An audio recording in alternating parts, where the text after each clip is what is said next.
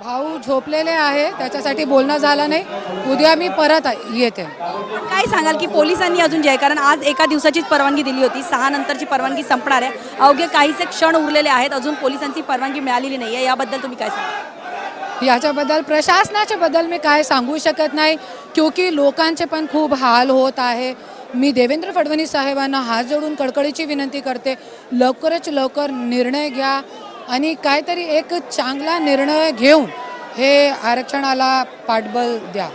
अनेक राजकीय नेते असंही म्हणतात की मराठा आणि ओबीसी यांच्यामध्ये वाद लावण्याचं काम जे आहे ते करण्यात येते काही नेत्यांकडनं, त्यांना तुम्ही काय सांगाल?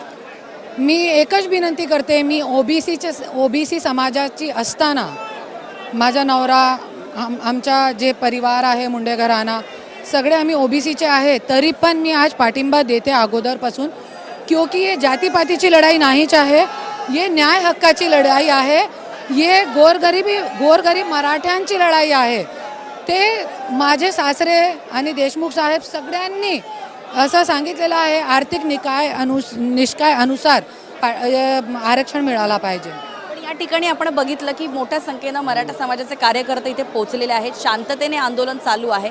मात्र दुसरीकडे मुंबईचं ट्रॅफिक असो जाम झालेलं आहे, गणपती सणाचा उत्सव आहे, त्यामध्ये तुम्हाला वाटतं की परवानगी मिळाली पाहिजे, ही परवानगी वाढण्यात आली पाहिजे, मागण्या तर मान्य झाल्या पाहिजे, ही भूमिका आहेच तुमची?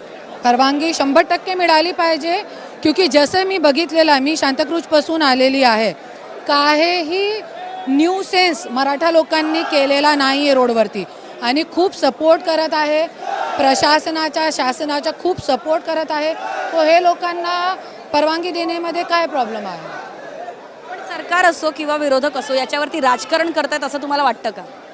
विरोधक तो राजकारण करणारच, पण ये जे मराठा आरक्षण जे लढाई आहे ते जातीपातीची नाही आहे, राजकारणची नाही आहे, तर ये न्याय हक्काची लढाई आहे, आरक्षणची लढाई आहे. ह्यांचे पण मुलाबाळा आहे, हे लोक पण शेतकरी आहे. मी लोकांमध्ये काम करून मी बघितलेलं आहे, त्याच्यासाठी आज पूर्ण पाठिंबा दिलेला आहे. या ठिकाणी अनेक कार्यकर्ते, कारण तुम्ही आला होता तेव्हा अनेक कार्यकर्ते पण तुमच्याशी बोलत होते, नेमकी काय त्यांनी तुमच्यासमोर म्हणणं मांडलं? त्यांचा हेच मुद्दा आहे की ताई आम्हाला गैरसोय होत आहे, पाणी नाही आहे, खाना नाही आहे आणि इकडे जितकी जवळपासची जे शॉप होती ते बंद करून टाकली आहे. कशाला? लोकांना कशाला त्रास देत आहे? हे लोक तुम्हाला त्रास देत नाही, मराठा लोक तुम्हाला त्रास देत नाही, तर तुम्ही कशाला लोकांना त्रास देत आहे? उघडा ना तुम्ही दुकान, कोणाला पाणी पाहिजे, काय पाहिजे, कुठे जाणार लोक? शौचालयाची सोय नाही आहे, कुठे जाणार?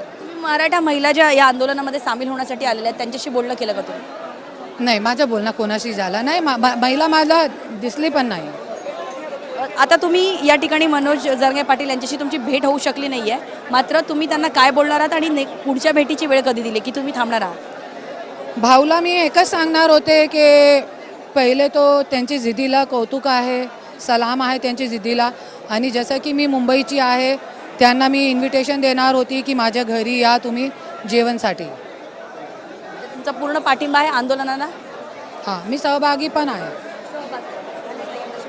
तर आपल्या सोबत जे आहे ते करुणा मुंडे होता, ज्यांनी सांगितलं की या ठिकाणी ते मनोज जरांगे पाटील यांना त्यांच्या घरी जेवणाचं निमंत्रण देण्यासाठी आलेल्या होत्या. त्याचबरोबर मनोज जरांगे पाटील यांच्या भेटीसाठी ज्यावेळेस त्या स्टेजवरती पोहोचल्या त्यावेळेस मनोज जरांगे पाटील जे आहेत ते आराम करत होते. मात्र पुन्हा एकदा भेटीची वेळ किंवा भेटीसाठी जे आहे त्या करुणा मुंडे प्रयत्न करणार आहेत. मात्र मराठा समाजाचं आंदोलन ते, कारण त्यांनी स्वतः सांगितलं की सांताक्रूजपासून ते या ठिकाणी आझाद मैदानात ते आला आणि शांततेने आंदोलन चालू आहे. आणि मराठा ओबीसी हा वाद राजकीय नेते जरी करत असले तरी करुणा मुंडे स्वतः म्हणाल्यात की मी या आंदोलनाला फक्त पाठिंबा देत नाहीये, तर मी या आंदोलनामध्ये सहभागी होण्यासाठी जे आहे ते या ठिकाणी उपस्थित झाले आहे. मात्र करुणा मुंडे यांचं जे आहे ते मनोज जरांगे पाटील यांच्याशी बोलणं झालं नाहीये. मात्र त्या करुणा मुंडे जे आहेत ते या ठिकाणी मराठा समाजाच्या आंदोलनामध्ये सहभागी होण्यासाठी आणि त्याचबरोबर मनोज जरांगे पाटील यांना जे आहे त्यांना आपल्या घरी, त्यांच्या घरी जे आहे ते जेवणाचं निमंत्रण देण्यासाठी या ठिकाणी पोहोचलेलं असल्याची माहिती जय महाराष्ट्राशी बोलताना करुणा मुंडे यांनी दिलेली आहे.